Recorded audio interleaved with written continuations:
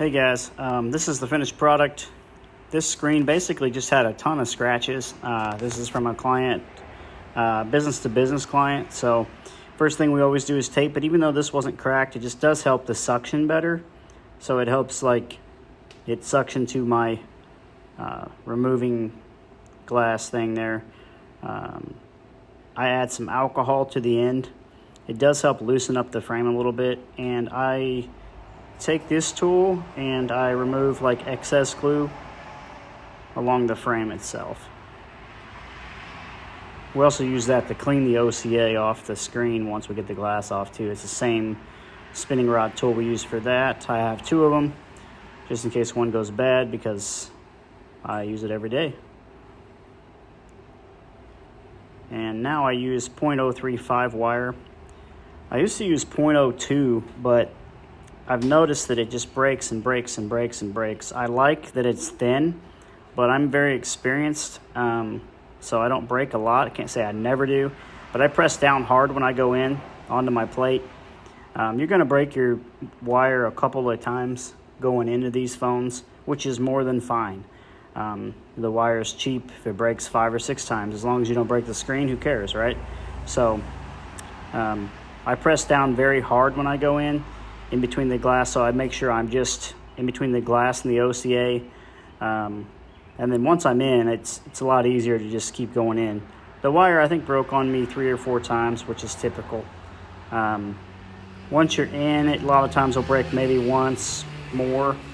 Once you're in on both sides, it's a little bit easier. It doesn't break as bad.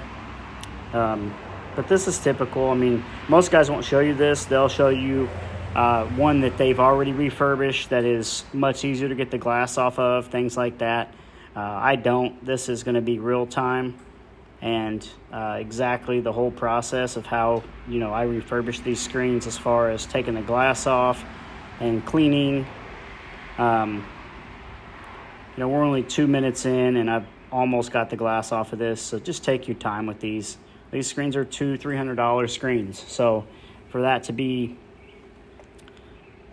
take 3 or 4 minutes to get the glass off, even if it's extra, even if it takes you 10 minutes, it doesn't really matter, especially if you're just learning the process. If you'd like this done to your phone, just send me a message.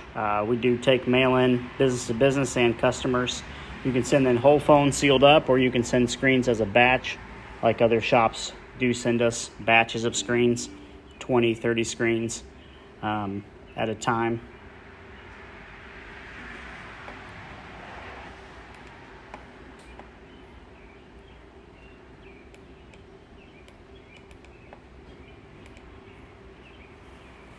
And there we go.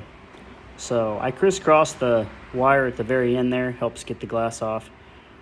This glass, again, it wasn't cracked on this one specifically, but a lot of shops do send me ones that just have a really huge amount of scratches. So the screen's good. I've done enough of these that I'm not even testing this at this point because it was good before. It wasn't even cracked. I know it's still good. I've done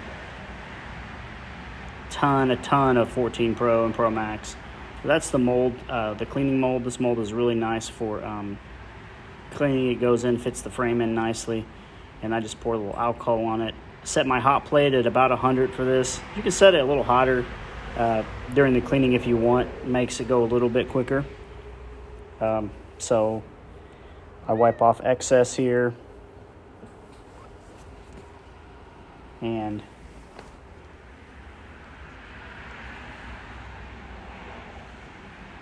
make sure it's hot enough. I had a time getting this to stick.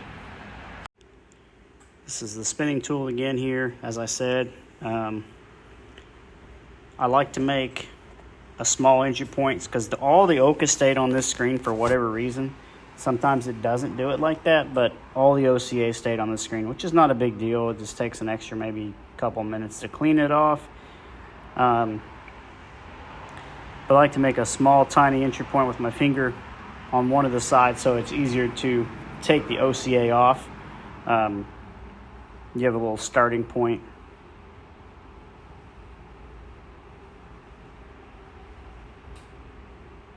And I take this and I wait till it gets hot I'm just waiting on it to warm up a little bit. If you have interest in buying the glass, let me know. The glass and OCA, I have a really good connection for a really good price on the glass. I buy it in bulk because I use a lot of glass every day. I buy the glass with the OCA already attached, so you don't have to attach that. It's really a pain to have to do that, so it's nice to buy it with the OCA already attached to the glass. I do recommend not buying cheap equipment. I do recommend buying YMJ machine and a really good large bubble remover. That way you can do iPads too. There's no reason to get into this and not try to do iPads as well. I am going to add Samsung at some point, but right now Samsung, I don't have the break rate to where I'd like it to be, but I will add Samsung in the future on these. That's just something that we need time to practice a little more on. Currently it's just me. I used to own multiple locations. I've been in the repair business for over a decade, but right now I do it from home because we've had some issues about with some health in the family members. So I'm here to stay. I have to stay home to help out, but I enjoy working from home. So it's that part's really nice, and I actually make more money here than I did when I owned a physical location back in Indiana.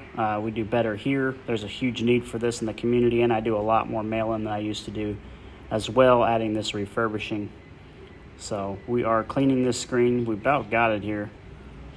All we need to do is get the rest of that OCA off there. You can see it.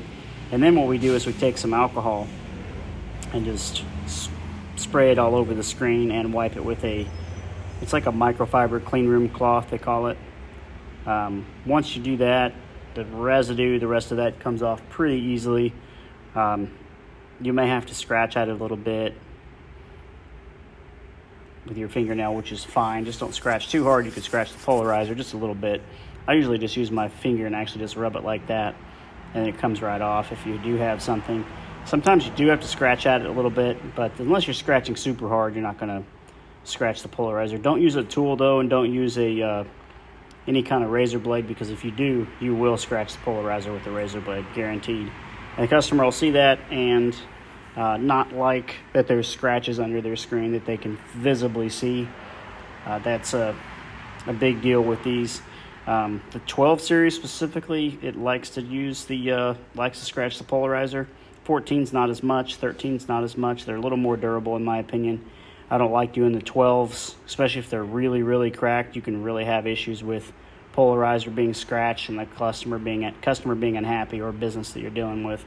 So I tell people on the 12 series specifically, if they're super, super cracked, maybe just sell them instead of having them refurbished, just because of the higher risk. Now, it doesn't matter as much on 13s or 14s if they're really cracked. I mean, if they're really cracked, it does make the refurbishing process harder, but it's not so bad. The screen is almost clean. We're going to put it in the lamination mold now. Take it out of the cleaning mold. I have molds for every model. I need to get some new ones. These are getting wore out, especially the cleaning molds. They are, as you see there, the rubber's wearing out, and they're just filthy too. These stay fine. You can clean those, but the other ones are. Most of my models are pretty rough looking. And we finish up this cleaning here. Let me switch over the camera so you guys can see finishing this in lamination.